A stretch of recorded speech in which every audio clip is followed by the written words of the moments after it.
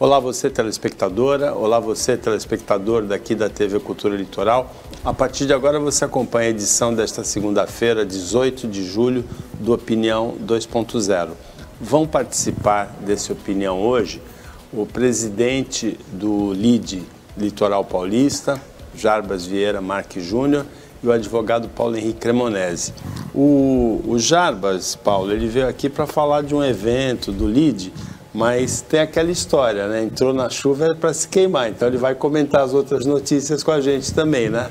Bom, boa tarde, muito bem-vindo, é uma grande alegria. E sim, vai comentar tudo, já é amigo, já faz parte da bancada e não tem como escapar disso. Inclusive porque o evento dele, apesar de ele ser um atleticano de 4 costados, do Galo, o evento dele traz o presidente do Cruzeiro, a gente daqui a pouquinho, do arquirrival, né?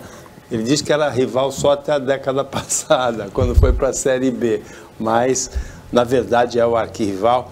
A gente já vai falar desse evento já. Paulo, na noite de sábado, mais um incêndio num galpão da padaria Nossa Senhora das Graças, na Zona Noroeste, na Avenida Jovino de Melo, uma semana em que os bombeiros aqui na Baixada Santista tiveram muito trabalho.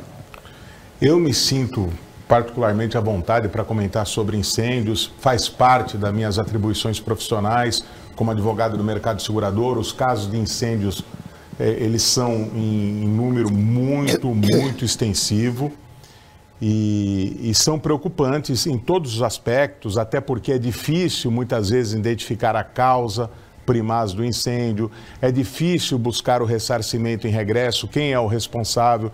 Existe aí uma série de considerações que eu levaria um programa inteiro para falar. Mas eu deixo um recado. Eu tomo a liberdade de deixar um recado aí para o nosso espectador, para quem nos assiste, quem nos prestigia. Por favor, tome todo o cuidado do mundo. Uma das causas mais incidentes de incêndio hoje em dia é a fiação elétrica.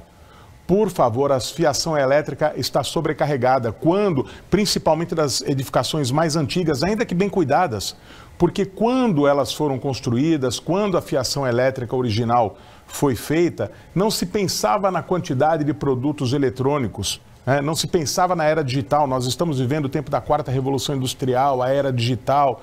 Então, tudo isso sobrecarrega os sistemas. Por isso, é necessário que todo mundo, na medida das suas possibilidades, não economize, contrate bons eletricistas para revisões periódicas nos seus estabelecimentos.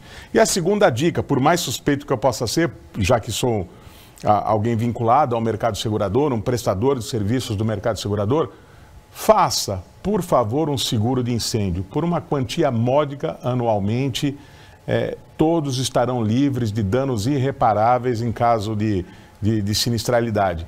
Eu mesmo fui vítima disso, parte do meu escritório foi alvo de um incêndio justamente por conta, e olha que lá havia todo um cuidado, de uma sobrecarga da fiação elétrica.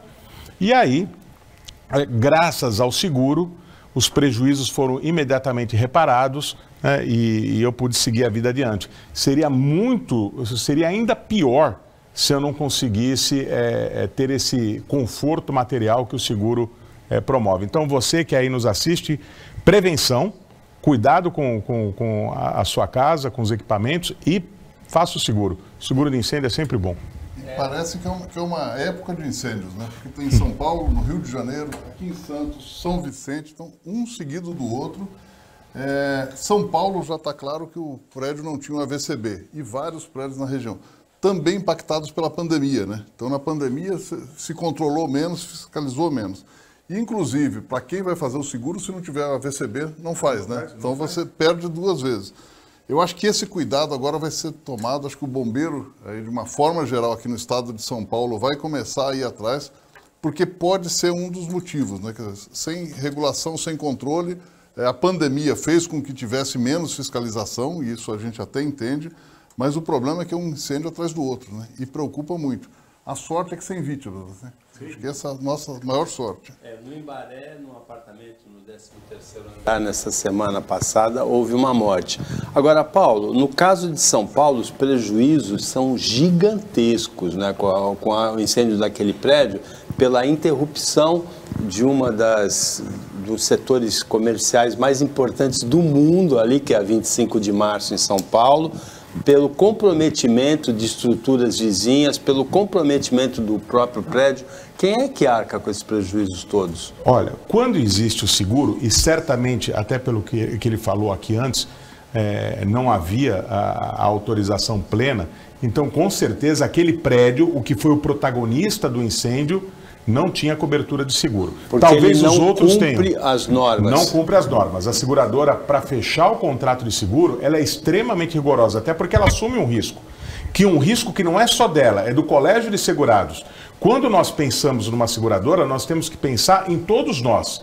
Se você tem um contrato de seguro, a sua seguradora é responsável também pelo seu patrimônio. Quando ela paga uma indenização, é um pouquinho do seu dinheiro que vai. Então, por isso que ela tem que ser extremamente cuidadosa. E aí, ela não autoriza se não houver toda a regulamentação e uma série de cuidados, protocolos de segurança que são imprescindíveis para a fixação do seguro. Então, esse é o primeiro ponto. O segundo, sobre a sua pergunta, são prejuízos enormes, materiais, e também nós podemos falar, são prejuízos, a classificação jurídica mudou, eu não quero entrar aqui no juridiquês para não ser chato, mas antigamente se falava dano imaterial, o lucro cessante. Hoje ele é classificado como material, aquilo que razoavelmente se deixou de ganhar. Porque os prédios vizinhos não só foram afetados fisicamente, então existe um prejuízo imediato daquilo que foi danificado, daquilo que foi danado. A expressão certa é essa, é um pouco estranha, você fala danado, mas é a expressão correta. Mas também aquilo que o empresário do setor vai deixar de lucrar razoavelmente, porque ele não vai poder atuar. Então existe isso também, o chamado lucro cessante. Imagine você que é um motorista de táxi. Aí você sofre um acidente, um louco, bate no seu carro, dirigindo sem cuidado algum com a observação, com as observações com as normas de trânsito, bate no seu carro, você fica machucado. Então, além do que você perdeu do dano, você deixa de ganhar o período que você não vai poder trabalhar. O motorista de táxi precisa do seu físico para poder trabalhar. Então a gente tem que levar tudo isso em consideração, né? O incêndio, esses danos milionários, materiais imediatos e mais aquilo que vai ser sentido adiante com a interrupção das operações. Tem uma notícia que é característica do nosso tempo. Uma funcionária de uma escola de Bertioga foi flagrada em vídeo lavando o carro dela com uma lavadora de alta pressão, energia elétrica e água da escola. Ela se justificou. Alguém presenciou aquilo, filmou, colocou nos meios de comunicação e ela se sentiu pressionada. Ela falou assim, não, eu aproveitei o recesso para lavar o muro da escola e como respingou no meu carro, eu usei a mangueira da lavadora para lavar meu carro. O vídeo mostra só ela lavando o carro. É característico do nosso tempo hoje, essa vigilância, essa fiscalização de tudo que o outro faz, não é? Inclusive, Cristo disse que é mais fácil ver um cisco no olho do vizinho do que uma trave no próprio olho, né? No próprio olho. Fala, Paulo. Olha, nós sabemos que tudo aquilo que envolve a administração pública é extremamente rigoroso, tem que ser. Nós sabemos que não pode haver confusão entre o privado e o público. Talvez exagerando demais, colocando a letra, o pé da letra da lei, a conduta da professora não tenha sido a mais adequada, mas também acho que é um exagero, né? Ela lavando o carro ali, falta do que fazer do cara que fica, né, vigiando. Ela não prejudicou ninguém, não prejudicou a escola, não prejudicou a sociedade. A lei, ela tem que ser cumprida, principalmente por alguém que trabalha pelo Estado. Nós sabemos quando a lei não é cumprida, o estrago que é para a sociedade. Mas também existe a razoabilidade, o bom senso, a boa-fé. A professora que passa um pouquinho d'água quando está lavando o muro, e ela ainda justificou porque houve sujidade no seu carro por conta do trabalho anterior que fez, ela não está prejudicando absolutamente ninguém. É preciso, sabe, um espírito de emulação muito grande. A pessoa acha que está fazendo certo, está atuando para o civismo. Não, só expõe a professora a um constrangimento desnecessário. Eu não sei se eu estou certo ou errado, pode ser que eu esteja sendo flexível demais, mas a tendência é ficar ao lado da professora e achar que tudo isso é um grande exagero. Agora, o muro, Jarbas, você observa pela imagem que o muro está bem limpinho, né? Tá bem limpinho, a sujeira deve ter caído toda no carro, pelo visto, né? Mas eu acho que tem duas coisas aí, né? Primeiro, a pessoa que viu em nenhum momento, até onde eu sei, foi falar com a professora, foi falar, poxa, para de fazer isso, o dinheiro é público. Então, hoje está muito mais fácil a gente filmar, criticar, jogar pedra, do que ir lá pedir ou participar da ajuda. Por outro lado, eu acho que a professora deveria ter tomado mais cuidado. E tomar mais cuidado é não fazer isso. É um prédio público, é um patrimônio público. Esse modelo, há 40, 50 anos atrás, era muito comum nas empresas, em repartições públicas. Todo funcionário levava bique para casa e não tinha nada demais. O mundo mudou. Então, as pessoas precisam estar atentas a isso. Cada gesto, cada pequeno gesto é muito importante. Então, eu acho que não foi certo a atitude da professora, mas acho também que quem filmou teve muita maldade, né? Eu acho que poderia ter um pouquinho mais de bom senso e conversar. Acho que tem um meio termo aí. Ele filmou mais com o espírito de prejudicar a pessoa do que efetivamente proteger o patrimônio público. Tem a passagem de um amigo meu, advogado, inclusive daqui de Santos, que tinha 2 cachorros pitbulls, muito doentes e tratados, sobrevivendo à custa de medicação muito cara. Passou uma mulher em frente à casa dele, ele mora ali na Vila Belmiro, e tirou foto dos cachorros e denunciou no Facebook. Maus tratos de cachorro. Aí ele, como advogado, entrou com um processo contra a mulher, mostrou todo o tratamento que ele faz, e no fim ela pediu desculpas publicamente e ficou resolvido. Mas essa é muito mais fácil divulgar tudo no Facebook do que ir na casa dele e perguntar o que está acontecendo com os cachorros e com uma entidade séria, né? Então, esse cuidado que a gente tem que tomar hoje, está muito fácil jogar pedra, né? Seja na pessoa física, seja na pessoa pública. E a gente lembra do caso do Guarujá, né? Da mulher que foi assassinada por causa de redes sociais. Então, tem que tomar muito cuidado. Realmente, você substitui a conversa, a averiguação, o contato com o vizinho, com uma pessoa que até pode se tornar próxima, né? Pela denúncia. Vai, filma e denuncia. Quanto à funcionária da escola, é importante a gente lembrar que o rigor tem que ser absoluto, né? Então, o Jarbas falou de levar uma bique da empresa para casa.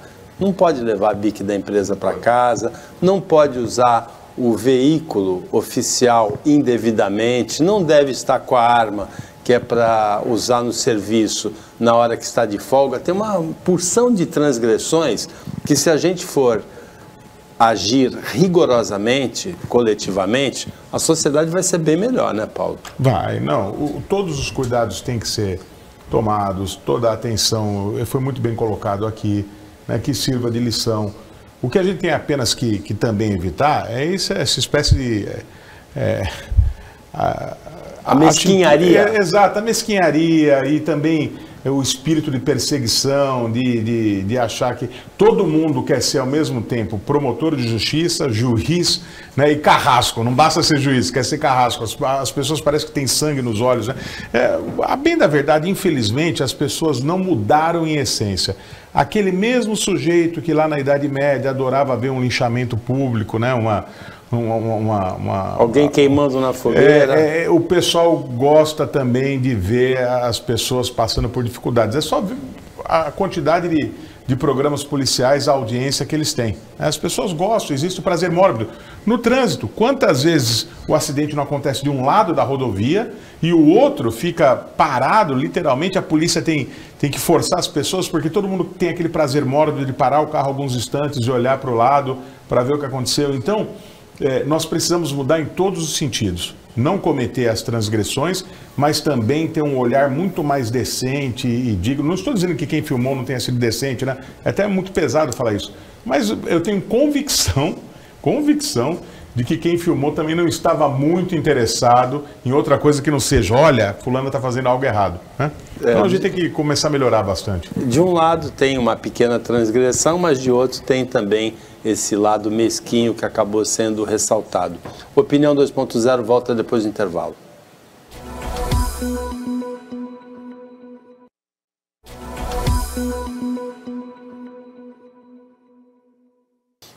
Voltando com a opinião 2.0 desta segunda-feira, o presidente do LIDE, Litoral Paulista, né? LIDE Litoral Paulista, que era LIDE Santos, Jarbas Vieira Marques Júnior participa e o advogado Paulo Henrique Cremonese também.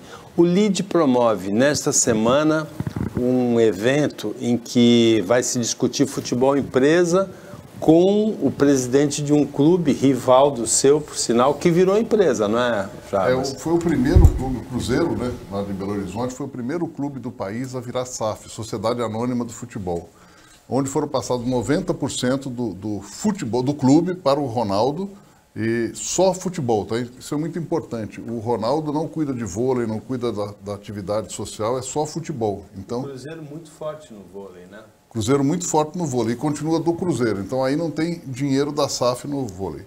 E é o primeiro projeto no Brasil desse sentido, depois o Botafogo também entrou, o Vasco está a caminho, outros times já estão conversando, e eu torço muito para que dê certo, Paulo, porque não por ser o Cruzeiro, não por ser...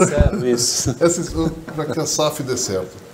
Porque a gente precisa que o nosso futebol melhore. A gente tem a melhor produção de atletas do mundo, o melhor futebol do mundo, e quando a gente vai jogar Copa, a gente está cada dia mais perdendo. Por quê? Porque os jogadores estão indo embora cedo, nós remuneramos mal os nossos atletas. Ah, mas o atleta ganha muito, mas mundialmente a gente remunera mal.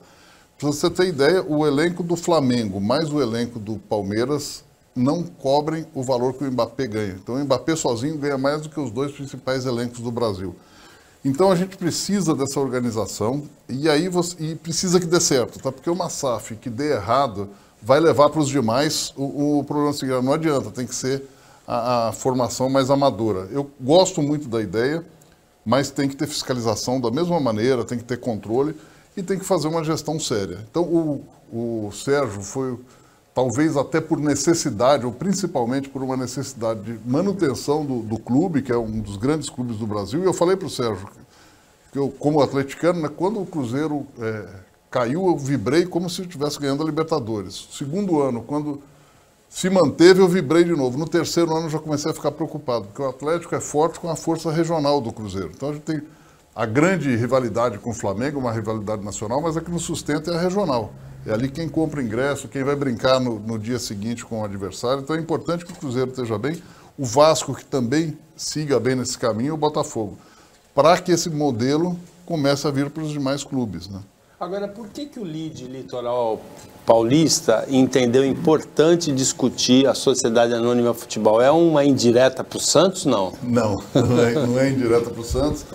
Inclusive, o presidente do Santos foi convidado a debater. Ele está com uma dificuldade de agenda, mas está tentando se adequar para estar lá no evento, porque o LIDE faz muito evento empresarial, muito evento com tratativas políticas, e a gente tem que trazer o esporte também, tem que trazer outros temas. Então, o LIDE trata de diversos assuntos.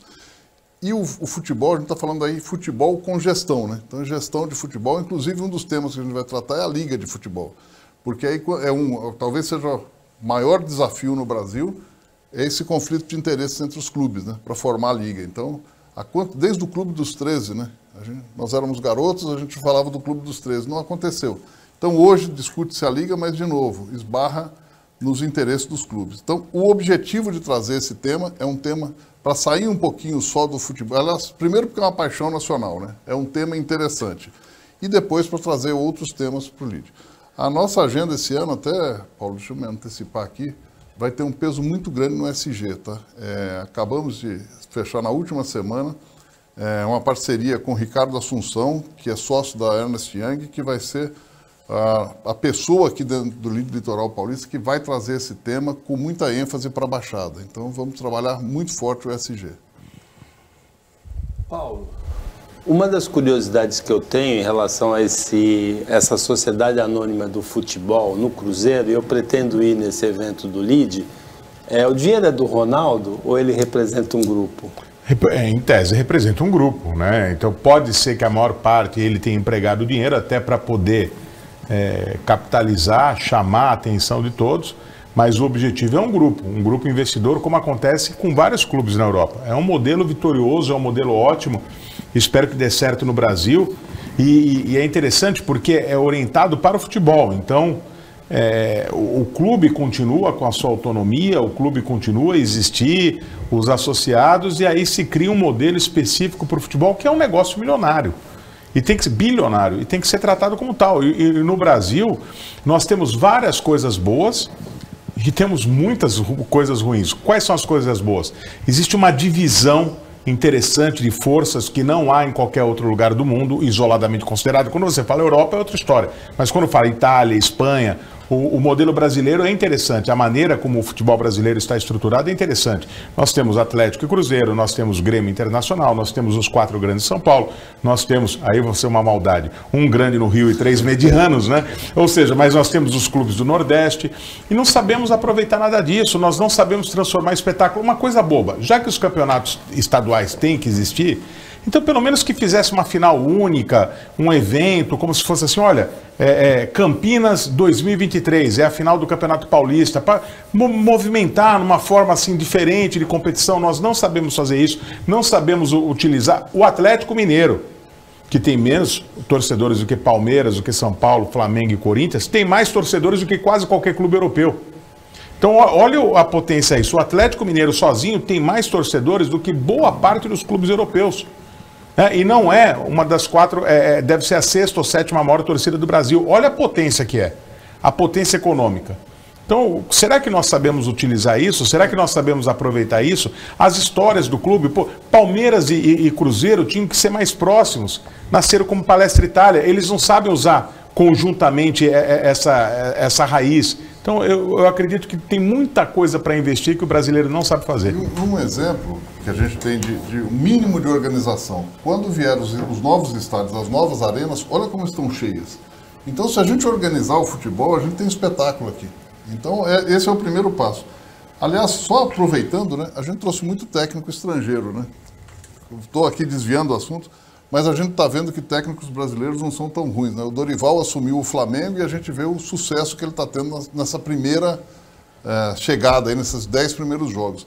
Então, eu acho que a gente tem que valorizar o que é nosso, tem que aprender com os de fora e, principalmente, organização e marketing, né? Acho que se os americanos vierem para fazer o marketing da Liga, a gente dá um salto e aí a gente consegue concorrer com a Europa. O intercâmbio com os treinadores portugueses, argentinos, obrigou os treinadores brasileiros a correr um pouco para conservar o mercado deles dentro do Brasil. Agora, Jarbas, quando é o evento? Dia 21, quinta-feira que vem, começa das 19 às 22 horas, é um evento só para convidados e filiados do LIDE. Aí eu vou aproveitar aqui em público, então, para te convidar para ser o mediador do nosso programa, já que você vai estar lá conosco, conhece muito futebol e é um apaixonado, né? Obrigado. Então vai ser na próxima quinta-feira para os nossos filiados. Que bom. Olha, a gente tem notícias muito tristes de violência nos últimos tempos no Brasil todo.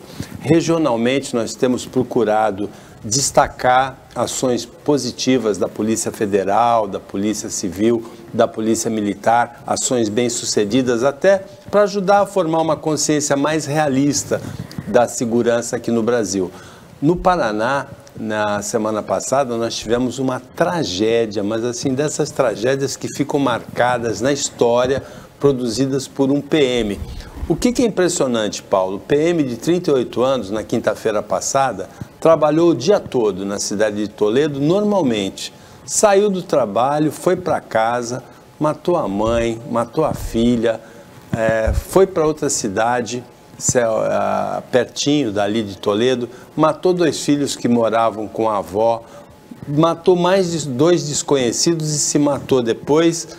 É uma tragédia até difícil da gente discutir, não é, Paulo? É difícil porque a pergunta é, isso tem a ver ou não com o cotidiano de policial militar, que é extremamente duro? Esse é o primeiro ponto. Houve até no programa de rádio hoje de manhã, um capitão da PM que se manifestou sobre Flávio o acompanhamento Ponciano. Psicológico, porque é uma profissão estressante. Todo trabalho é estressante, mas o do policial é literalmente estressante. É um trabalho mortal, né? Está na linha de frente e nem sempre é prestigiado pelo Estado, que é o seu empregador, pela população. Muitas vezes o policial é tolhido nas suas ações. Então é importante esse mapeamento. Agora, de qualquer forma, isso cai muito nas tragédias pessoais inexplicáveis, como daquele piloto na Alemanha que bateu de frente com um avião lotado, principalmente com jovens, adolescentes, estudantes, bateu de frente com uma montanha. São situações inexplicáveis. Aí depende da fé de cada um, vai buscar uma explicação metafísica, transcendente, sobrenatural. Não há como dizer assim, pelo menos esse tipo de crime, ou esse tipo de situação, esse tipo de tragédia, ela ocorre em qualquer lugar do mundo. A gente não pode nem colocar no cadinho da alquimia da violência brasileira, né? É algo à parte. É algo que talvez se repita, como você falou, uma tragédia que a gente... Não é que ela é própria do nosso tempo, né? Ela é uma tragédia que no nosso tempo ganha uma outra dimensão pela facilidade de comunicação. Esse tipo de coisa sempre existiu, né? E a gente tem que entender o que acontece que faz com que uma pessoa do nada massacre a sua família inteira. É muito triste. Ele matou a mãe, a filha, a esposa e o irmão em Toledo. Foi para outra cidade, Céu Azul, matou 2 filhos que moravam com a avó. Voltou para Toledo, matou mais de 2 desconhecidos na rua para se matar depois. Não tem explicação para isso, né? Não tem explicação. É algum surto de loucura, alguma coisa completamente fora dos padrões, né? Não dá para a gente entender, porque não tem, a princípio não tem uma programação, né? Ele não fez isso programado, ele foi trabalhar, teve toda a sua atividade. Realmente eu acho que tem que esperar aí as análises para poder entender o que aconteceu, que não faz o menor sentido, né? Dá um clique na cabeça da pessoa, ou falta um clique e de repente acontece um negócio desse. Se fosse nos Estados Unidos a gente ia entender um pouco mais, né? Porque lá atividades como essa acontecem, a pessoa mata um monte de gente, normalmente não é da própria família, normalmente é em escolas, mas aqui no Brasil realmente é incomum, mas como disse o Cremonese, às vezes acontece, né? Um policial militar, 38 anos, realmente a função é estressante demais, o acompanhamento psicológico existe, mas alguns casos escapam, né? Principalmente se a pessoa não demonstra, não dá nenhum sinal de que está à beira de executar uma chacina desse tipo, né? Uma notícia completamente chocante. Na mesma quinta-feira, em Guarujá, um homem invadiu a oficina onde trabalha o namorado da ex dele, né? E tentou matar. Deu 4 tiros. Acertaram de raspão, a arma falhou, ele foi desarmado, apanhou, fugiu e não apareceu para prestar depoimento. A Polícia Civil de Guarujá está atrás desse homem aí, Paulo. Aí é crime passional, né? É crime passional. Também não entra... Quando acontece um crime... A polícia não tem como evitar exato, isso, né? Eu sempre me preocupo. O que poderia ter sido feito? Como é que se combate esse tipo de crime? Como é que se enfrenta com qualidade, de forma razoável, de forma proporcional? Agora, o crime passional, ele é um flagelo, ele infelizmente existe, existem mecanismos para tentar punir com maior rigor, mas é muito difícil evitar, muito difícil evitar. Infelizmente, é outra coisa que foge bastante do âmbito do Estado. O Estado pode monitorar e diminuir, por exemplo, e combater o narcotráfico, pode fazer isso em relação a furtos de automóveis, pode fazer isso em relação o que acontece muitas vezes nas praias do Rio de Janeiro, os arrastões. Tudo isso é possível, mapeamento, estratégia, atuação do Estado. O crime passional não. Ele, infelizmente, é um dos mais antigos e um dos mais tristes que a gente pode enfrentar. E um pouco cultural também, infelizmente, né? Ainda o homem pensa que a mulher, em alguns casos, obviamente, que a mulher é posse dele. Então, ele não aceita que ela tenha um outro namorado. Então, um relacionamento acabou, cada um segue sua vida. E a gente vê que essa situação sempre acontece do homem para a mulher, né? É sempre o homem que faz isso. Raramente são mulheres. Então, acho que a gente precisa mudar um pouco a cultura, precisa ter mais conscientização, respeito à mulher, e aí eu acho que é um feminicídio, né? Apesar de não ter atacado a mulher, ter atacado o namorado, mas acho que se enquadra em feminicídio, tem um advogado aqui. Por quê? Porque ele queria atingir a mulher dele, né? Matando o namorado para ver se ela ficava para ele de novo. Então, eu acho que falta isso, a sociedade tem que evoluir muito nesse aspecto ainda. O crime passional, ele é completamente irracional, porque a pessoa que mata o namorado da ex ou que mata a ex, ele tira a vida, realmente como vingança, né? de alguém, ou da própria ex, ou do namorado dela, do marido dela atual. Mas ele arruína a vida dele também. Há um tempo atrás a gente assistiu a um crime do lado daquela panificadora Carícia, em Santos, ali na Rua da Paz, né? O ex matou a mulher a facadas, ela chegando no emprego, um pouquinho antes da pandemia, em 2020. Então, ele acabou com a vida dele. Ele foi preso, vai ser condenado, vai ficar muito tempo na prisão. Ele não vai usufruir do resultado do crime dele, né? Então, um crime completamente irracional, o crime passional. E é uma mistura de egoísmo com covardia. É covarde o homem que agride a mulher, né? E é um egoísmo muito grande, porque esses criminosos têm sobrinhos, têm parentes, têm amigos, todos eles são... Tem pai e mãe, né? Tem pai e mãe, todos eles são prejudicados, né? Todos vão sofrer. Né? Às vezes tem filhos, né? Não pensam... O desejo de matar a mulher é tamanho que esquece que aquela mulher, além de ser a mulher dele com quem ele conviveu tanto tempo, então como é que consegue odiar alguém com quem conviveu tanto tempo? É ainda a mãe dos filhos. E então, os filhos vão ficar sem a mãe que morreu... E sem o pai que vai preso. Sem o pai que vai preso. O Opinião 2.0 volta depois do intervalo rapidinho.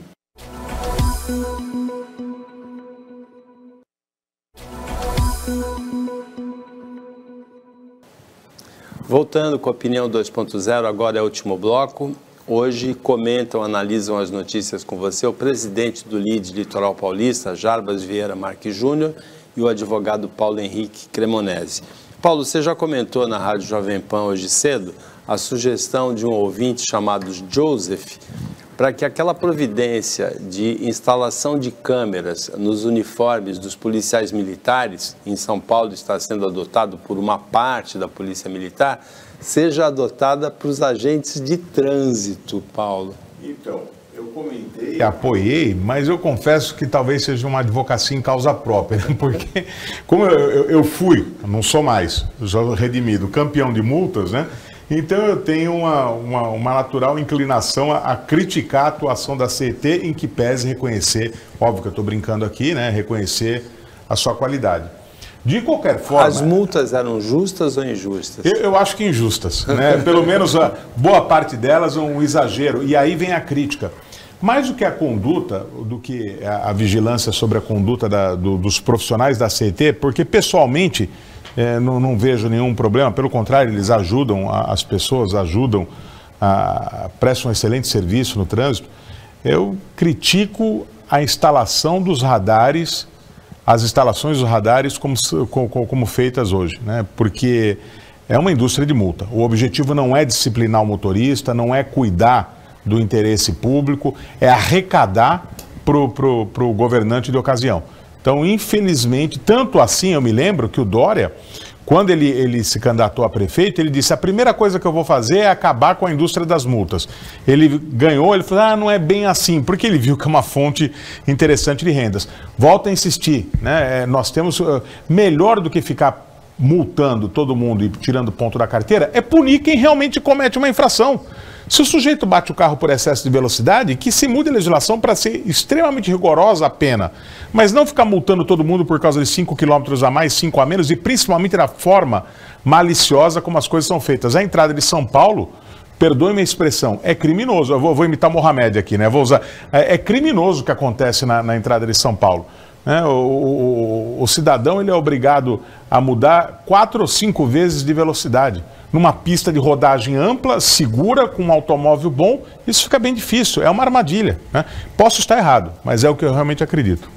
Eu sou favorável a ter a câmera no agente. Eu acho que é bom porque ele vai se defender, ele vai estar muito claro o seguinte, o que eu fiz ali, está filmando aqui, evita também aquela pessoa que quer corromper o agente, que se tiver alguma, ele não vai, quem quer corromper não vai oferecer nada. Mas só que hoje o que é a tendência? É muito eletrônico. Eu tomei uma multa, e essa eu acho uma dessas absurdas, na estrada, por estar dirigindo com uma mão só. Foi uma câmera que me pegou e alguém ficou analisando lá para achar uma fonte de arrecadação.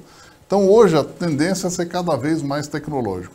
Mas as multas de pegadinha, Cremonese, eu concordo. Então a faixa que está 40 por hora, você vai a 30. Aí ela muda para 30. Se você está a 40, você está a 33% acima. Você toma uma multa grave. Então, essas coisas são pegadinhas que a gente tem que tomar muito cuidado.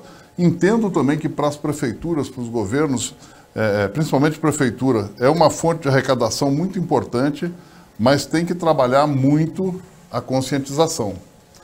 Eu entendo que alguns radares são muito importantes para a redução efetiva de velocidade e redução de acidentes com mortes.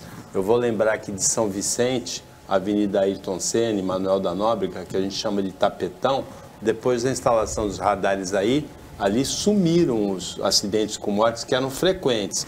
Assim como na Avenida Martins Fontes, na entrada de Santos, assim como na Pinheiro Machado, Canal 1, no Curvão, onde havia muitos acidentes com mortes também. Então, esses radares são importantes.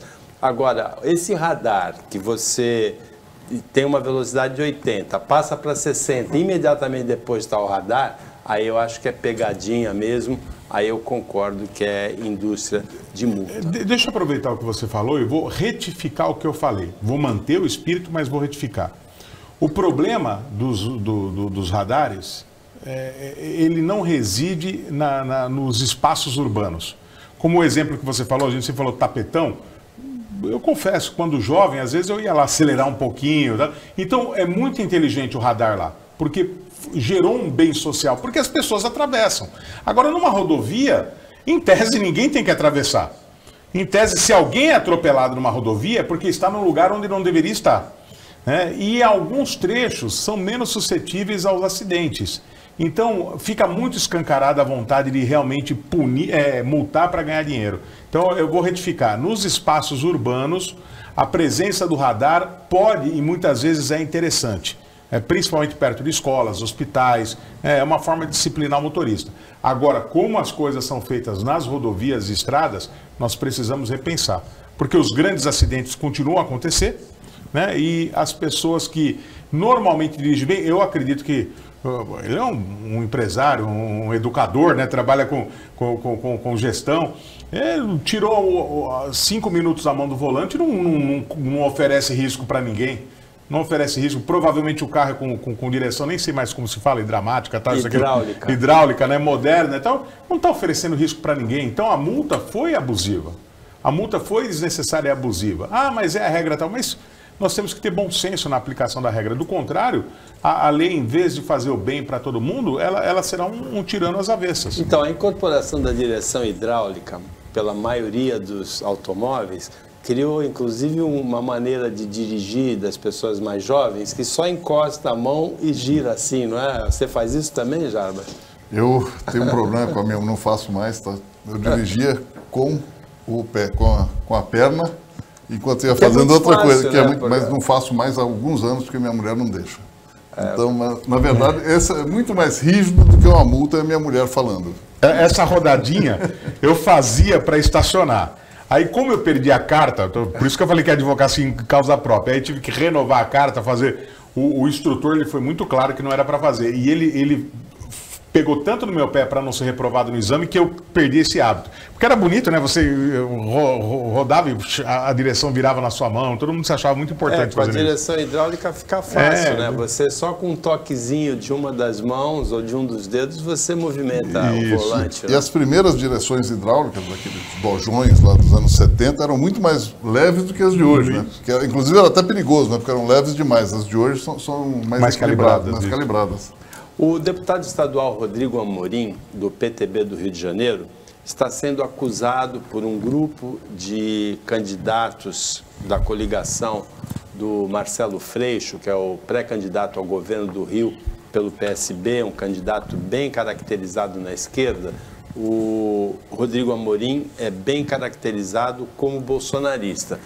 Ele está sendo acusado de acuar esse grupo de pré-candidatos que fazia uma caminhada no Rio de Janeiro no sábado de manhã com mais 10 homens armados. Eles não chegaram a puxar as armas, mas eles ofenderam o pessoal de esquerda. O Rodrigo Amorim disse que é mimimi, que eles é que foram xingados de milicianos, mas na verdade os vídeos mostram que o pessoal do Rodrigo Amorim chama os pré-candidatos de esquerda de traficantes e marginais antes.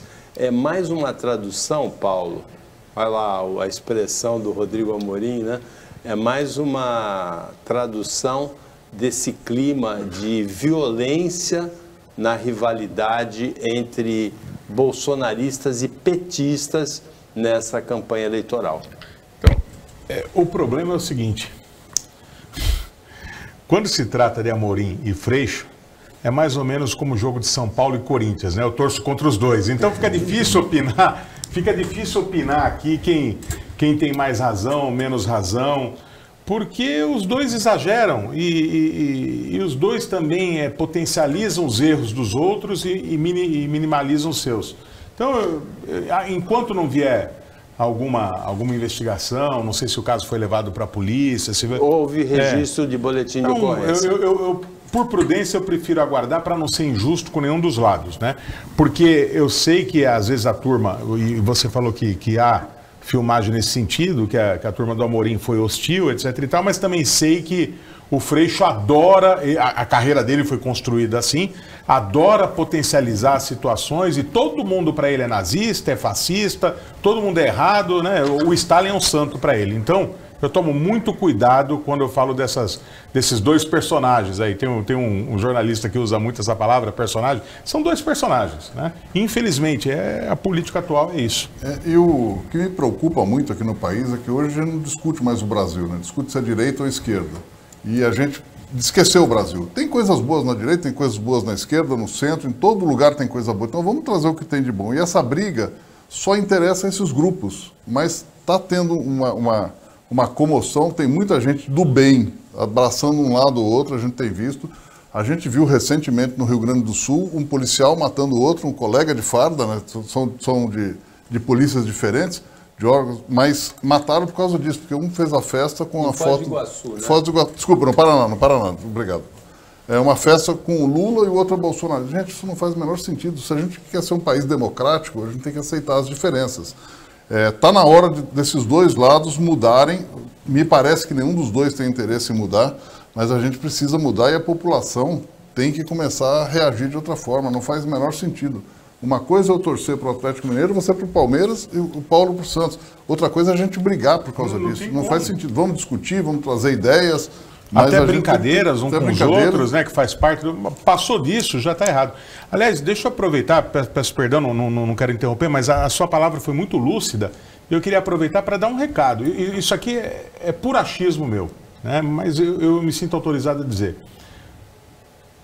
Escolha o lado, vote em quem você quiser, mas não brigue pelos outros, porque bem ou mal eles estão com as vidas resolvidas. Bem ou mal, eles, de uma forma ou de outra, apesar do bate-boca público, eles se sentam à mesma mesa e partem do mesmo pão. E você, que muitas vezes toma partido e fica com raiva, e xinga e briga com o seu amigo de esquina, amigo que você conhece às vezes há anos, mas porque ele vai votar num e você vai votar no outro, você às vezes tem a vida com grande dificuldade, tem que batalhar dia após dia, não consegue pagar as contas e fica tomando dor de quem está ali e tira algum proveito em cima de você. Não ame nenhum político. Nenhum deles é digno da sua admiração. O país já viveu polarizações nas eleições de 2002, desde 94, né? Houve a polarização PT-PSDB, 94, 98, 2002, 2006, 2010, 2014. A última foi Dilma e Aécio. Sem esse clima, o Rafael Nogueira, historiador, falou, não, que eram os dois iguais. Não eram os dois iguais. Quem votava no PSDB não votava no PT, quem votava no PT não votava no PSDB, embora um tucano histórico esteja ao lado do PT, o Geraldo Alckmin, nessa campanha. Mas a gente viveu polarizações sem essa violência. Dá para viver, dá para ter discussão política, a gente tem que fazer campanha pela paz. Discute política, conversa política, diverge politicamente, mas não parte para a violência, porque a violência não vai levar a nada, só vai levar ao caos. A gente tem um exemplo muito ruim na frente, que é o México, onde houve praticamente 500 mortes de candidatos ou de militantes na última campanha presidencial, 500 assassinatos. A gente não quer chegar aí, né? Pelo amor de Deus, a gente não quer chegar aí. O dia 16 de julho foi o dia do comerciante. Nós vamos encerrar o programa de hoje com uma homenagem ao comerciante. Você que tem comerciantes aí, sócios do LID, algum é muito emblemático para você? Eu tenho alguns comerciantes, um no setor de automobilístico, Gustavo Gottfried, da Acta Motors, do In Motors também. São empresas aí bastante dedicadas. E o comércio na nossa região, um comércio que eu acho que está com essa retomada aí, vai crescer bastante. A gente já tem sentido aí o São Vicente retomando com muita força, né? E eu acho que a gente vem com um comércio muito forte. Eu sou filho de comerciante, minha mãe era comerciante, meu avô era comerciante, o avô dos dois lados, então gosto muito do comércio.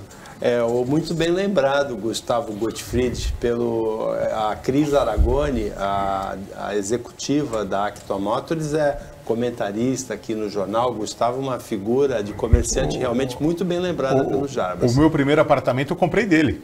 O meu primeiro, do Gustavo Gottfried. Pessoa excelente, carismático. Você tem algum comerciante marcante para você? Eu tenho, vou repetir o da manhã, um micro comerciante, mas uma pessoa muito querida, o jornaleiro, o Figueira.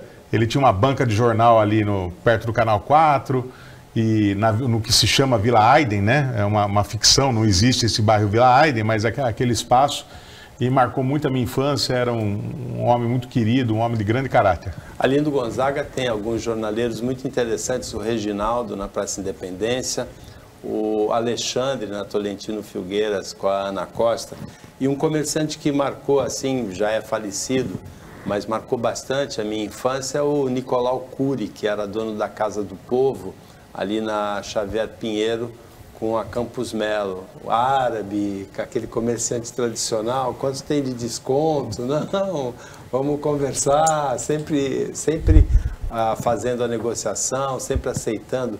A pechincha é uma coisa árabe, não é? Em Israel, quando você entra Judeu também? Também, tanto árabe como judeu, mas é mais ainda forte. A pechincha, sim, mas existe algo nas lojas que são dos árabes ou dos palestinos.